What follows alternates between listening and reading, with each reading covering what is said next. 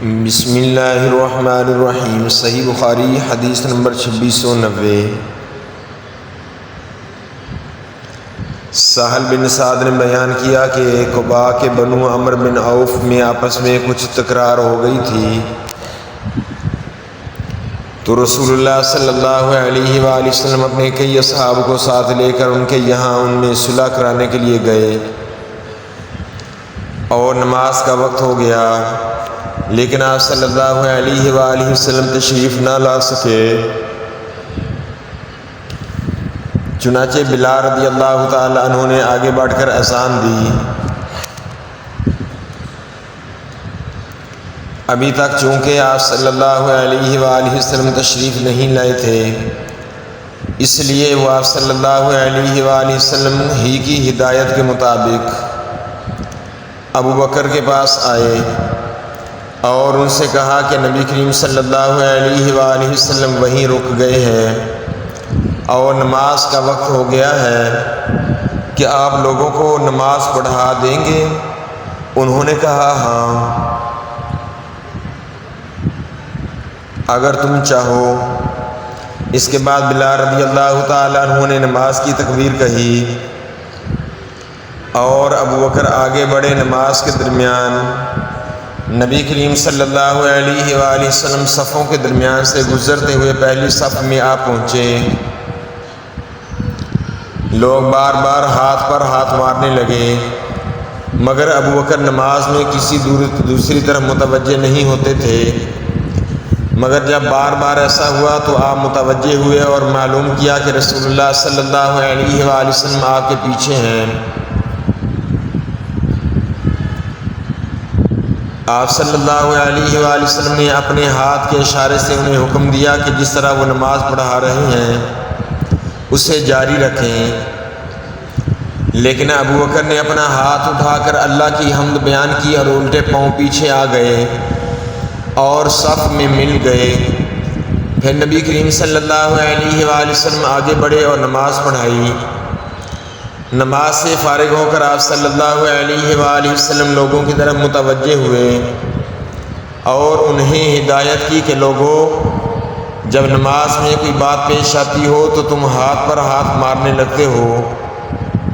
ہاتھ پر ہاتھ مارنا عورتوں کے لیے ہے،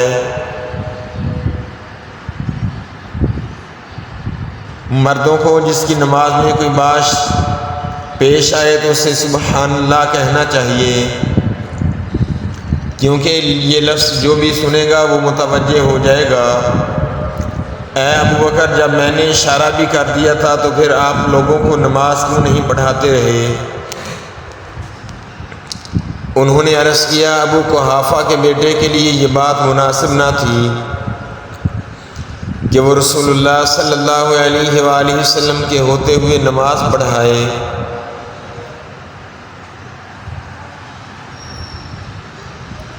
صحیح بخاری حدیث نمبر 2691۔ انس رضی اللہ تعالیٰ عنہ نے بیان کیا کہ نبی کریم صلی اللہ علیہ وآلہ وسلم سے عرض کیا گیا، اگر آپ عبداللہ بن ابی منافق یہاں تشریف لے چلتے تو بہتر تھا۔ آپ صلی اللہ علیہ وآلہ وسلم ان کے یہاں ایک گدھے پر سوار ہو کر تشریف لے گئے، اس کے پاس تشریف لے کر گئے۔ صحابہ رضوان اللہ علیہم پیدل آپ صلی اللہ علیہ وسلم کے ہمراہ تھے۔ جدھر سے آپ صلی اللہ علیہ وآلہ وسلم گزر رہے تھے وہ شور زمین تھی۔ جب نبی کریم صلی اللہ علیہ وآلہ وسلم اس کے یہاں پہنچے تو وہ کہنے لگا، ذرا آپ دور ہی رہیے، آپ کے گدھے کی بو نے میرا دماغ پریشان کر دیا ہے۔ اس پر ایک انصاری صحابی بولے کہ اللہ کی قسم، رسول اللہ صلی اللہ علیہ وآلہ وسلم کا گدھا تجھ سے زیادہ خوشبودار ہے۔ عبداللہ منافق کی طرف سے اس کی قوم کا ایک شخص اس صحابی کی اس بات پر غصہ ہو گیا اور دونوں نے ایک دوسرے کو برا بھلا کہا۔ پھر دونوں طرف سے دونوں کے حمیتی مشتعل ہو گئے اور ہاتھا پائی۔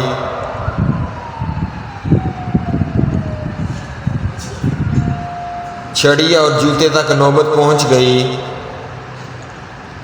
ہمیں معلوم ہوا ہے کہ یہ آیت اس موقع پر نازل ہوئی تھی، وَإِن طَائِفَتَانِ مِنَ الْمُؤْمِنِينَ اقْتَتَلُوا فَأَصْلِحُوا بَيْنَهُمَا، اگر مسلمانوں کے دو گروہ آپس میں لڑ پڑیں تو ان میں صلح کرا دو۔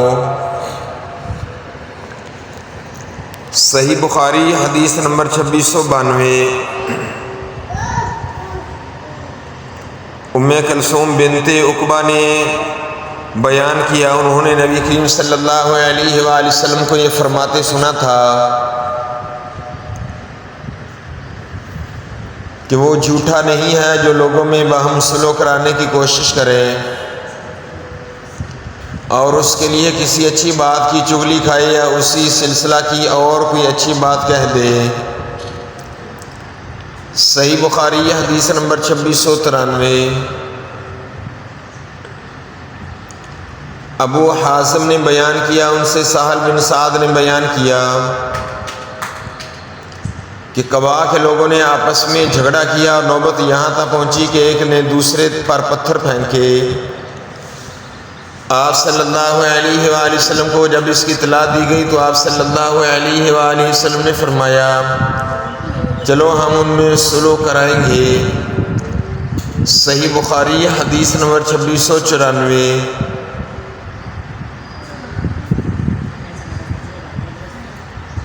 سفیان ثوری نے بیان کیا کہ شام بن عروہ سے،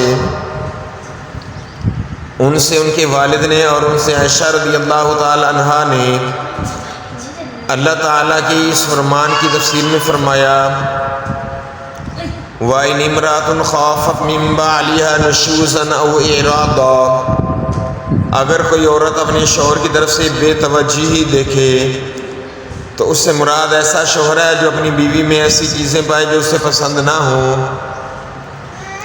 عمر کی زیادتی وغیرہ، اور اس کے لیے اسے اپنے سے جدا کرنا چاہتا ہو، اور عورت کہے کہ مجھے جدا نہ کرو، نفقہ وغیرہ جس طرح تم چاہو دیتے رہنا۔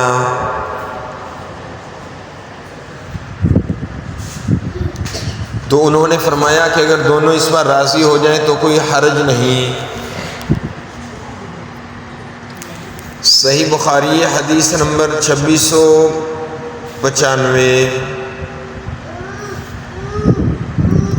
عبید اللہ بن عبداللہ نے بیان کیا، ان سے ابو ہریرہ اور زید بن خالد جہنمی نے بیان کیا کہ ایک دیہاتی آیا اور عرض کیا یا رسول اللہ صلی اللہ علیہ وسلم ہمارے درمیان کتاب اللہ سے فیصلہ کر دیجئے۔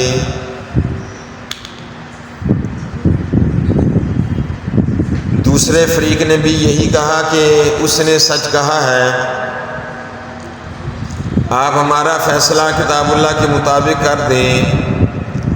دیہاتی نے کہا کہ میرا لڑکا اس کے یہاں مزدور تھا، پھر اس نے اس کی بیوی سے زنا کیا۔ قوم نے کہا تمہارے لڑکے کو رجم کیا جائے گا، لیکن میں نے اپنے لڑکے کے اس جرم کے بدلے میں 100 بکریاں اور 1 باندی دے دی۔ پھر میں نے علم والوں سے پوچھا تو انہوں نے بتایا کہ اس کے سوا کوئی صورت نہیں، تمہارے لڑکے کو 100 کوڑے لگائے جائیں اور 1 سال کے لیے ملک بدر کر دیا جائے۔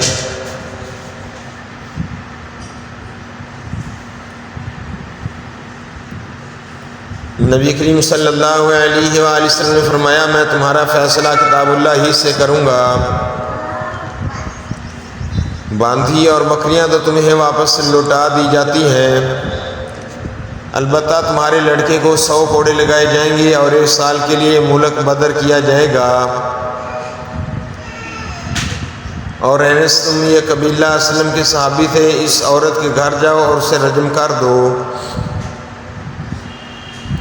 اگر وہ زنا کا اقرار کر لے۔ چنانچہ انس گئے اور چونکہ ان سے بھی زنا کا اقرار کر لیا تھا اس لیے اسے رجم کر دیا۔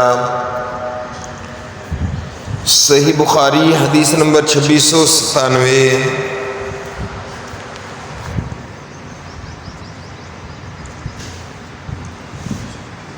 رسول اللہ صلی اللہ علیہ وآلہ وسلم نے ارشاد فرمایا، عائشہ رضی اللہ تعالی عنہا بیان کرتی ہیں جس نے ہمارے دین میں آج خود کوئی ایسی چیز نکالی جو اس میں نہیں تھی وہ رد ہے۔ صحیح بخاری حدیث نمبر 2698۔ براء بن عازب سے روایت ہے، انہوں نے بیان کیا کہ جب رسول اللہ صلی اللہ علیہ وآلہ وسلم نے حدیبیہ کی صلح قریش سے کی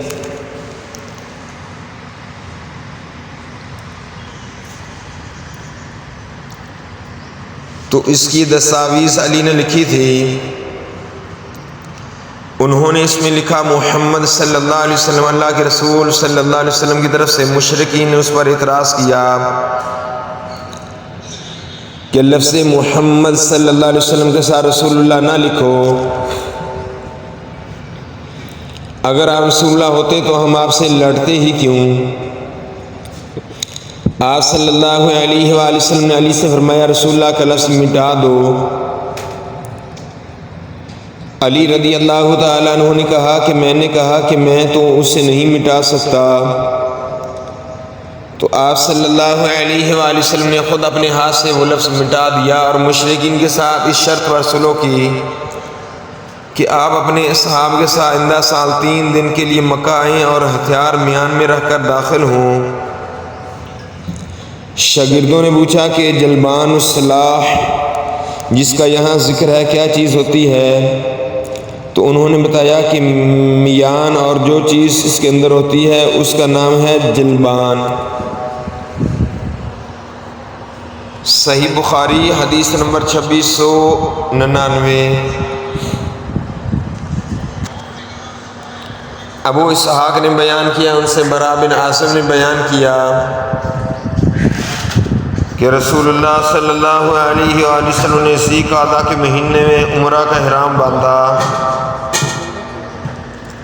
لیکن مکہ والوں نے آپ صلی اللہ علیہ وآلہ وسلم کو شہر میں داخل نہیں ہونے دیا۔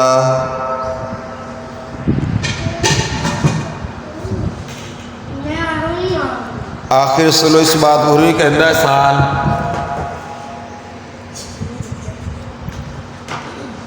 آپ صلی اللہ علیہ وآلہ وسلم مکہ میں 3 روز قیام کریں گے۔ جب صلح نامہ لکھا جانے لگا تو اس میں لکھا گیا کہ وہ صلح نامہ ہے جو محمد رسول اللہ صلی اللہ علیہ وسلم نے کیا ہے، لیکن مشرکین نے کہا کہ ہم تو اسے نہیں مانتے، اگر ہمیں علم ہو جائے کہ آپ اللہ کے رسول ہیں تو ہم آپ کو نہ روکیں، بس آپ صرف محمد بن عبداللہ ہیں۔ آپ صلی اللہ علیہ وآلہ وسلم نے فرمایا میں رسول اللہ بھی ہوں اور محمد بن عبداللہ بھی ہوں۔ اس کے بعد آپ نے حضرت علی رضی اللہ تعالیٰ عنہ سے فرمایا کہ رسول اللہ کا لفظ مٹا دو۔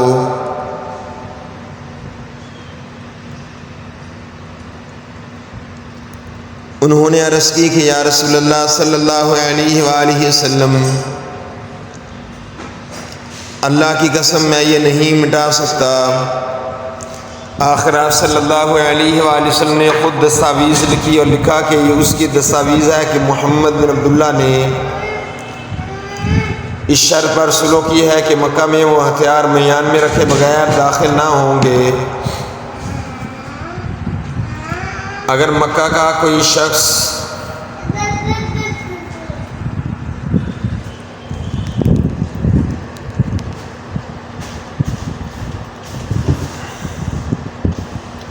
اس کے ساتھ جانا چاہے گا تو اسے ساتھ نہ لے جائیں گے، لیکن اگر اس نے اصحاب میں سے کسی شخص کے مکہ رہنا چاہے گا تو اسے وہ نہ روکیں گے۔ جب آئندہ سال آپ صلی اللہ علیہ وسلم مکہ تشریف لے گئے اور مکہ میں قیام کی مدت پوری ہو گئی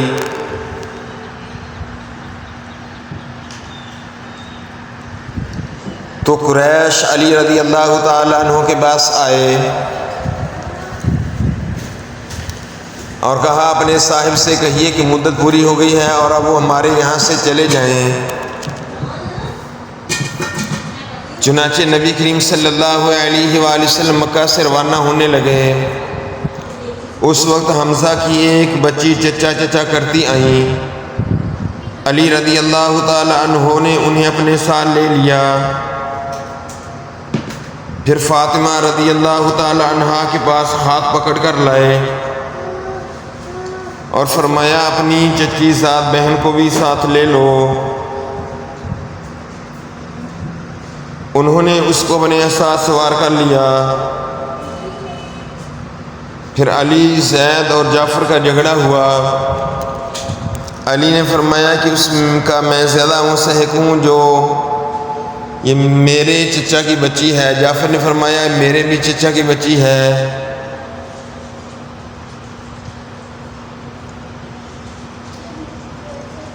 اور اس کی خالہ میرے نکاح میں بھی ہے۔ زید نے فرمایا کہ میرے بھائی کی بچی ہے۔ نبی کریم صلی اللہ علیہ وسلم نے بچی کی خالہ کے حق میں فیصلہ کیا اور فرمایا کہ خالہ ماں کی جگہ ہوتی ہے۔ پھر علی رضی اللہ تعالیٰ عنہ نے فرمایا کہ تم مجھ سے ہو اور میں تم سے ہوں۔ جعفر نے فرمایا کہ تم صورت اور عادات و اخلاق سب میں مجھ سے مشابہ ہو۔ زید سے فرمایا کہ تم ہمارے بھائی بھی ہو اور ہمارے مولا بھی۔ صحیح بخاری حدیث نمبر 2700۔ نبی کریم صلی اللہ علیہ وآلہ وسلم نے صلح حدیبیہ مشرکین کے ساتھ 3 شرائط پر کی تھی۔ ایک یہ کہ مشرکین میں سے اگر کوئی آدمی آپ صلی اللہ علیہ وسلم کے پاس آ جائے تو آپ صلی اللہ علیہ وسلم اسے واپس کر دیں گے، لیکن اگر مسلمانوں میں سے کوئی مشرکین کے یہاں پناہ لے گا تو یہ لوگ ایسے شخص کو واپس نہیں کریں گے۔ دوسرا یہ کہ آپ صلی اللہ علیہ وآلہ وسلم آئندہ سال مکہ آ سکیں گے اور صرف 3 دن ٹھہریں گے۔ تیسرا یہ کہ ہتھیار، تلوار، تیر وغیرہ نیام اور ترکش میں ڈال کر ہی مکہ میں داخل ہوں گے۔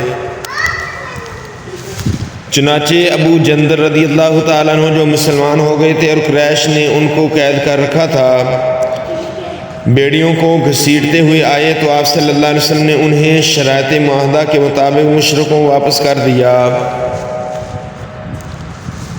صحیح بخاری حدیث نمبر 2701۔ نافع نے بیان کیا ان سے ابن عمر نے کہ رسول اللہ صلی اللہ علیہ وآلہ وسلم عمرہ کا احرام باندھ کر نکلے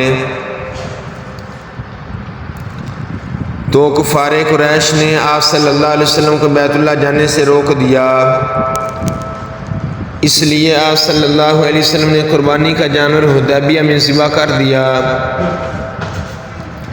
اور سر بھی وہیں منڈوا لیا، اور کفار مکہ سے آپ صلی اللہ علیہ وسلم نے اس شرط پر صلح کی تھی کہ آپ صلی اللہ علیہ وسلم آئندہ سال عمرہ کر سکیں گے، تلواروں کے سوا اور کوئی ہتھیار ساتھ نہ لائیں گے،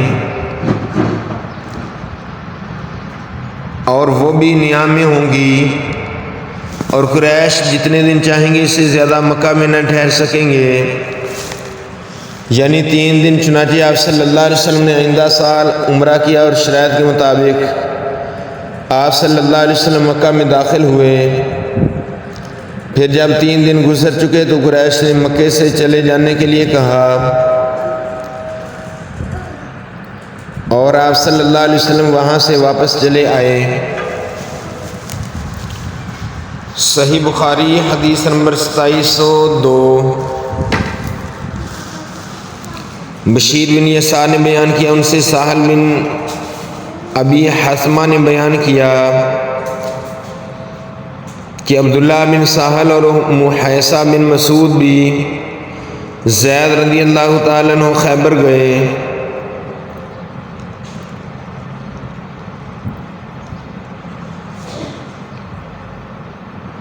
خیبر کے یہودیوں سے مسلمانوں کی ان دنوں صلح تھی۔ صحیح بخاری حدیث نمبر 2703۔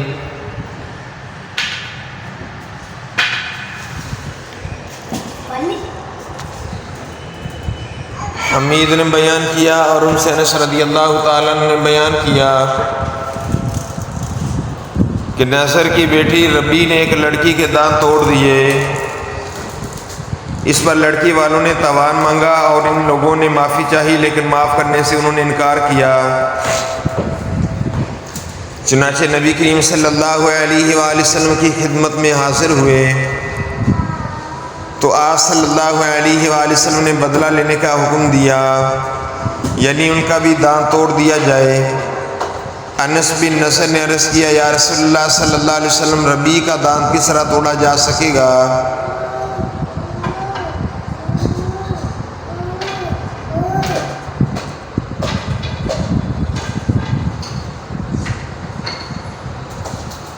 نہیں، ذات کی قسم جس نے آپ کو حق کے ساتھ مبعوث فرمایا ہے اس کا دان نہیں توڑا جائے گا۔ نبی کریم صلی اللہ علیہ وسلم نے فرمایا، انس، کتاب اللہ کا فیصلہ تو بدلہ لینے کے ساتھ ہی کا ہے۔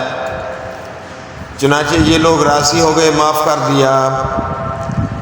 پھر آپ صلی اللہ علیہ وآلہ وسلم نے فرمایا کہ اللہ کے کچھ بندے ایسے بھی ہیں کہ اگر وہ اللہ کی قسم کھا لیں تو اللہ تعالیٰ خود ان کی قسم پوری کرتا ہے۔ فزاری نے اپنی روایت میں حمید سے اور انہوں نے انس سے یہ زیادتی نقل کی ہے کہ وہ لوگ راضی ہو گئے ہیں اور تمام لے لیا۔ صحیح بخاری حدیث نمبر 2704۔ امام حسن بصری رضی اللہ تعالیٰ عنہ نے بیان کیا، قسم اللہ کی، جب حسن بن علی معاویہ کے مقابلے میں پہاڑوں میں لشکر لے کر پہنچے، عمر بن عاص نے کہا، جو امیر معاویہ کے مشیر خاص تھے،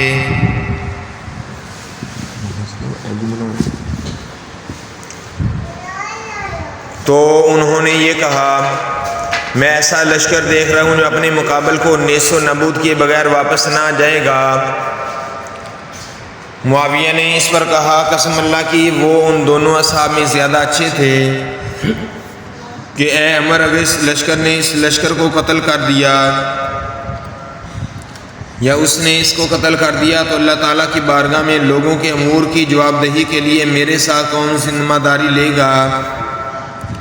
لوگوں کی بیوہ عورتوں کی خبر گیری کے سلسلے میں میرے ساتھ کون ذمہ دار ہوگا؟ لوگوں کی آل اولاد کے سلسلے میں میرے ساتھ کون ذمہ دار ہوگا؟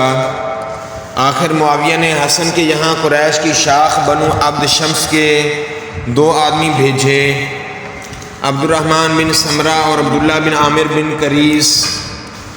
آپ نے ان دونوں سے فرمایا کہ حسن بن علی کے یہاں جاؤ اور ان کے سامنے صلح پیش کرو، ان سے اس پر گفتگو کرو اور فیصلہ انہی کی مرضی پر چھوڑ دو۔ چنانچہ یہ لوگ آئے اور آپ سے گفتگو کی اور فیصلہ آپ ہی کی مرضی پر چھوڑ دیا۔ حسن بن علی نے فرمایا، ہم بنو عبد المطلب کی اولاد ہیں اور ہم کو خلافت کی وجہ سے روپیہ پیسہ خرچ کرنے کی عادت ہو گئی ہے، اور ہمارے ساتھ یہ لوگ ہیں، یہ خون خرابہ کرنے میں طاق ہیں، بغیر روپیہ دیے ماننے والے نہیں ہیں۔ وہ کہنے لگے، امیر معاویہ آپ کو اتنا پیسہ، اتنا روپیہ دینے پر راضی ہیں اور آپ سے صلح چاہتے ہیں، فیصلہ آپ کی مرضی پر چھوڑا ہے اور آپ سے پوچھا ہے۔ حسن نے فرمایا کہ اس کی ذمہ داری کون لے گا؟ ان دونوں قاصدوں نے کہا کہ ہم اس کی ذمہ دار ہیں۔ حسن نے جس چیز کے متعلق بھی پوچھا تو انہوں نے بھی یہی کہا کہ ہم اس کی ذمہ دار ہیں۔ آخر آپ نے صلح کر لی۔ پھر فرمایا، میں نے ابو بکرہ سے سنا تھا، وہ بیان کرتے تھے کہ میں نے رسول اللہ صلی اللہ علیہ وسلم کو منبر پر یہ فرماتے سنا ہے، اور حسن بن علی آپ صلی اللہ علیہ وسلم کے پہلو میں تھے۔ آپ صلی اللہ علیہ وسلم کبھی لوگوں کی طرف متوجہ ہوتے اور کبھی حسن کی طرف فرماتے، میرا یہ بیٹا سردار ہے اور شاید اس کے ذریعے اللہ تعالیٰ مسلمانوں کو 2 عظیم گروہوں میں صلح کرائے گا۔ صحیح بخاری حدیث نمبر 2705۔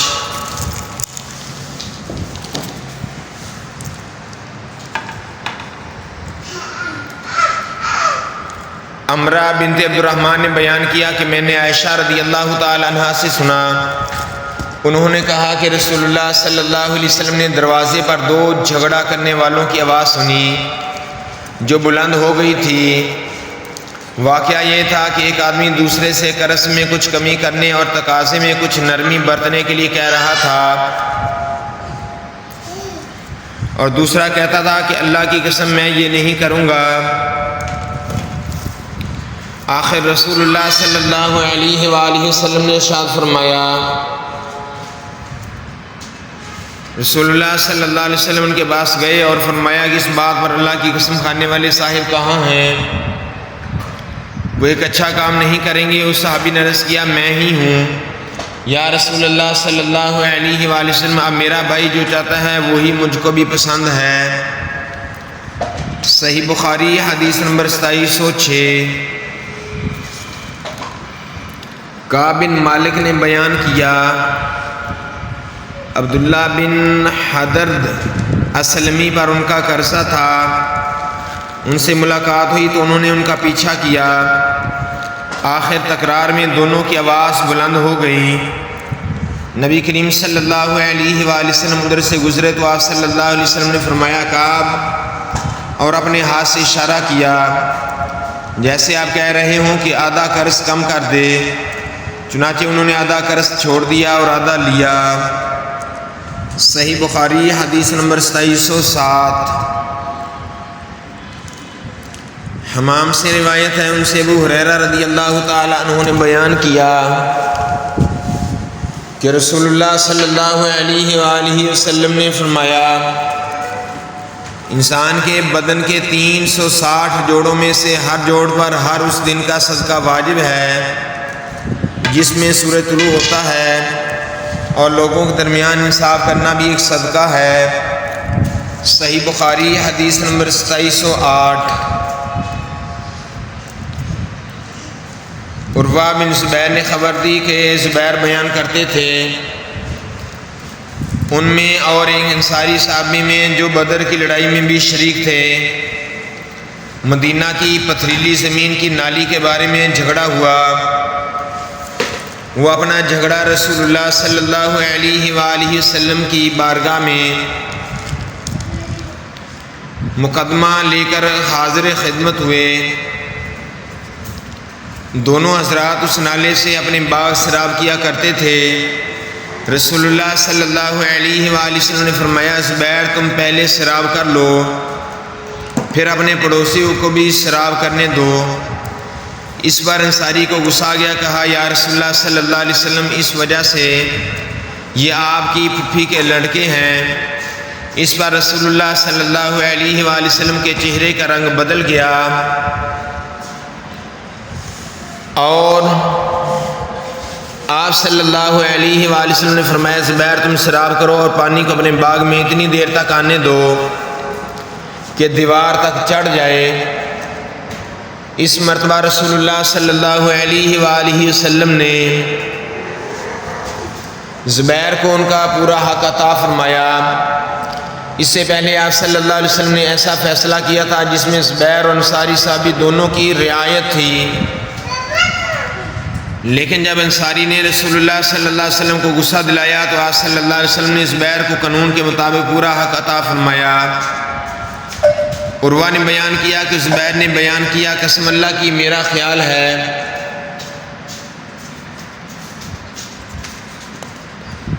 قسم اللہ کی میرا خیال ہے کہ یہ آیت فلا وربک لا یؤمنون حتی یحکموک فیما شجر بینہم اسی واقعہ پر نازل ہوئی تھی، پس ہرگز نہیں، تیرے رب کی قسم یہ لوگ اس وقت تک مومن نہ ہوں گے جب تک اپنے اختلافات میں آپ صلی اللہ علیہ وآلہ وسلم کے فیصلے کو دل و جان سے تسلیم نہ کر لیں۔ صحیح بخاری حدیث نمبر 2709۔ جابر بن عبداللہ نے بیان کیا، میرے والد جب شہید ہوئے تو ان پر قرض تھا،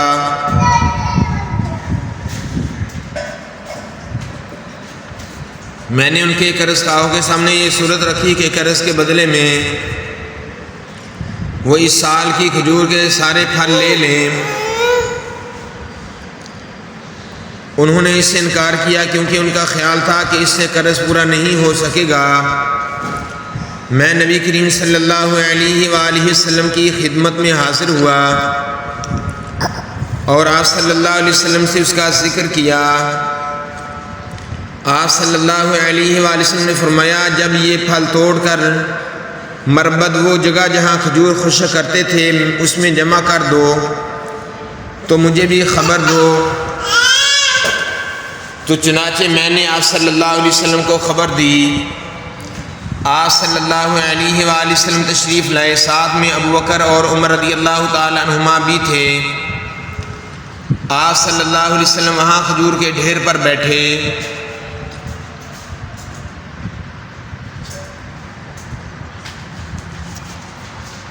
اور اس میں برکت کی دعا فرمائی، پھر فرمایا کہ اب اپنے قرض خواہوں کو بلا لا اور ان کا قرض ادا کر دے۔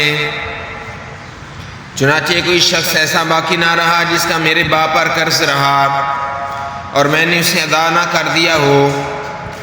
پھر بھی 13 وسق کھجور باقی بچ گئی، 7 وسق کھجور اجوا میں سے اور 6 وسق لون میں سے، یا 6 وسق اجوا میں سے اور 7 وسق لون میں سے۔ بعد میں رسول اللہ صلی اللہ علیہ وسلم سے مغرب کے وقت جا کر ملا۔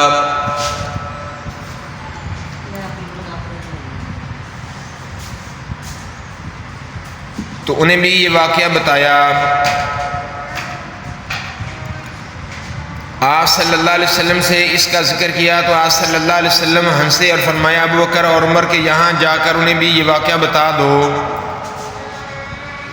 چنانچہ میں نے انہیں بتلایا تو انہوں نے کہا رسول اللہ صلی اللہ علیہ وسلم کو جو کرنا تھا آپ صلی اللہ علیہ وسلم نے وہ کیا، ہمیں جبھی معلوم ہو گیا تھا کہ ایسا ہی ہوگا۔ شام نے واہب سے اور انہوں نے جابر سے عصر کے وقت جابر کی حاضری کا ذکر کیا ہے، اور انہوں نے نہ ابو بکر کا ذکر کیا اور نہ ہنسنے کا۔ یہ بھی بیان کیا کہ جابر نے کہا میرے والد اپنے اوپر 30 وسق قرض چھوڑ گئے تھے، اور ابن اسحاق نے واہب سے اور انہوں نے جابر سے ظہر کی نماز کا ذکر کیا ہے۔ صحیح بخاری حدیث نمبر 2710۔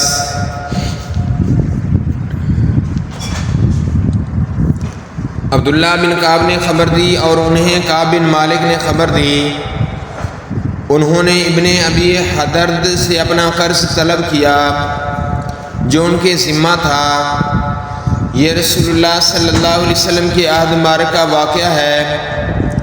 مسجد کے اندر ان دونوں کی آواز اتنی بلند ہو گئی کہ رسول اللہ صلی اللہ علیہ وآلہ وسلم نے بھی سنی۔